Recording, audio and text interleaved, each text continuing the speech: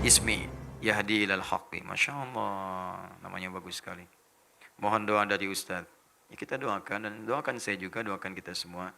Doa khusus dari Ustadz untuk anak. Baik, saya doakan untuk anak. Ya, semoga anak sehat. Ya, semoga antum diridai Allah, disayang Allah insyaallah. Dan di belakang ini kita berdoa.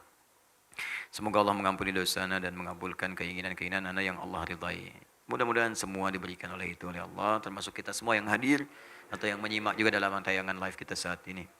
Semoga anak jadi hafidh Al-Quran. Oh, ganti nama aja dari Yahdi jadi hafidh ya. Ya, kalau mau hafidh, ya menghafal, niatkan. Niatkan dengan baik. Niatkan lillah. Kalau sudah karena Allah itu, sudah nggak peduli mau dikasih berapa. Mau 1 surah, boleh. 2 surah terserah. Yang penting mampu mengamalkan dan Allah ridha. Itu kuncinya. Ada seorang bernama Abu Abdurrahman As-Sulami. Dia meriwayatkan hadis, beliau meriwayatkan hadis tentang bagaimana kemuliaan penghafal Quran dan ahli Quran. Khairukum man ta'allamal Qur'ana wa 'allamah. Di itu hadis diriwayatkan oleh Imam Al-Bukhari. Nomor hadis 4793. Imam Al-Bukhari menerima dari seorang bernama Hajjaj bin Minhal. Hajjaj bin Minhal menerima dari Syu'bah. Syu'bah menerima dari Alqamah bin Marthad. Alqamah bin Marthad menerima dari Sa'ad bin Ubaidah. Sa'ad bin Ubaidah menerima dari Abu Abdurrahman As-Sulami. Abu Abdurrahman As-Sulami menerima dari Utsman bin Affan radhiyallahu taala anhu dan Ali bin Abi Thalib karamahullahu wajah. Keduanya menerima dari Rasulullah sallallahu alaihi wasallam. Ya, beliau menyampaikan khairukum man ta'allamal Qur'ana wa 'allama. Orang yang baik di antara kalian adalah orang yang mampu belajar Al-Qur'an dan mengamalkannya. Tapi apa kata Abu Abdurrahman As-Sulami? Akhadtul Qur'ana an qaumin. Saya itu belajar Quran dari sekelompok sahabat. Banyak, bukan 1-2 orang. Ya, apa yang dipelajari? Belajar itu enggak banyak-banyak. Kami belajar lana tajawazu an asyra ayatin. Tidak kami lampaui 10 ayat. Dia belajar itu 10 ayat dulu. Menghafal itu enggak banyak-banyak dulu. 10 ayat, 10 ayat, 10 ayat. Lalu kami berusaha mengamalkan. Kalau sudah sanggup mengamalkan, baru kami lompat ke ayat berikutnya. Lompat ke ayat berikutnya. Terus ke ayat berikutnya. Nah, jadi menghafal itu sabar. Pelan-pelan. Iringi dengan takwa. Biasanya kalau sudah takwa itu Masya Allah. Ada orang yang diberikan kemuliaan oleh Allah dengan amalan takwanya. Baru dibacakan, langsung tertanam Al-Quran dalam jiwanya. Di begitu guru bacakan, bisa langsung hafal. Seperti Al-Imam Al-Bukhari dari kecil, dari kandungan oleh ibunya, didekatkan dengan Allah Subhanahu Wa Taala. Lahir beliau 2 tahun, ayahnya wafat. 4 tahun, matanya buta. Tapi diganti oleh Allah buta mata dengan tajamnya ingatan dalam jiwanya. Wah, itu kalau dibacakan kalimat, hafal titik komanya. Al-Imam Al-Bukhari. Namanya Muhammad nama aslinya. Punya bapak namanya Ismail, kakeknya Ibrahim, kakek buyutnya Al-Mughirah, yang buyutnya Al-Bardizbah.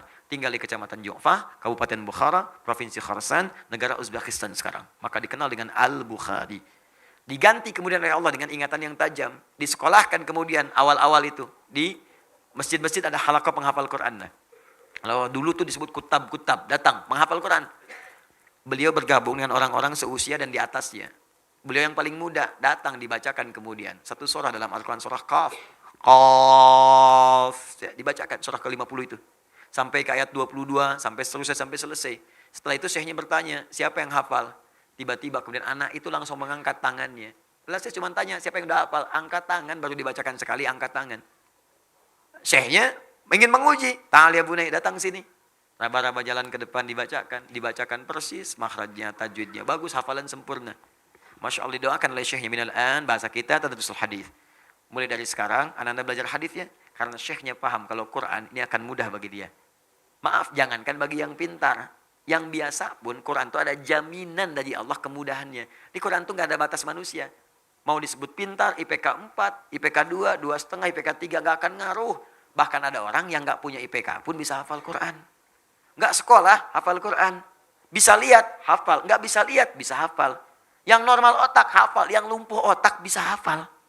Nggak ada batas. Maka syekhnya mengatakan belajar hadis. Karena hadis itu butuh kekuatan lebih dibandingkan dengan Al-Quran. Nggak ada jaminan hafal cepat. Beliau tahu ini punya keunggulan. Begitu pulang ke rumahnya bangga, dikatakan pada ibunya, ummi, amati, amati, amati.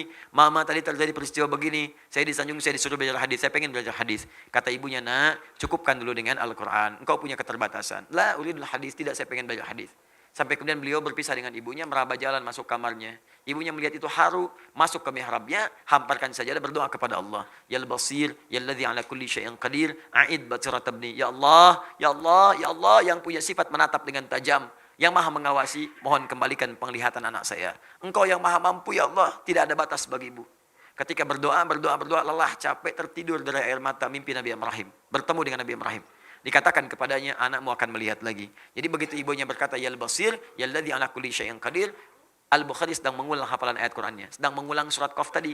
Sampai di surah itu, di ayat ke-22. Mengatakan, Laqad kunta fi ghaflatin min hadha. Fakashafna anka ghita'aka wa basaruka al-yawma hadid. Dulu pandanganmu tertutup, ada penghalangnya. Maka mulai sekarang kami akan bukakan. Sejak saat ini, pandanganmu akan menatap kembali dengan tajam.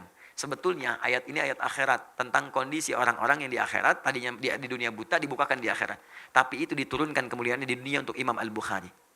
Saking takwanya, orang tuanya dekat dengan Allah. Diberikan oleh Allah satu kemuliaan. Tiba-tiba dibuka bisa melihat kembali. Kaget, lompat. Kejar ibunya. Umi laqad ra'ait. Mama, saya bisa lihat lagi. Saya bisa lihat lagi. Ibunya kaget bangun. Jadi peluk anaknya, rubbama ra'aita biqalbik. Nah, mungkin ananda melihat dengan hati. Kata Al-Bukhari, la bal bi'aini. Saya lihat dengan mata, Ma. Mau pakai baju ini. Di hadapan kita ada benda-benda begini. Berpelukan keduanya. Berpelukan. Masya Allah. Ingat bapaknya lagi. Setelah itu belajar hadis sampai menuliskan Sahih Al-Bukhari selama 16 tahun. Sebagian ditulis kemudian di Masjid Al-Haram, disempurnakan kemudian di Masjid Nabi. Setiap mau nulis satu hadis, sholat dulu 2 rakaat. Sholat, berhujah di hadapan Allah dan Rasulnya di hari kiamat nanti. Selesailah Sahih Al-Bukhari. Itu di antara kisahnya. Dan semuanya akan gampang ketika dekat dengan Allah. Jangankan Al-Quran, hadis pun akan diberikan dengan izin Allah subhanahu wa ta'ala. Yang penting ikhlas.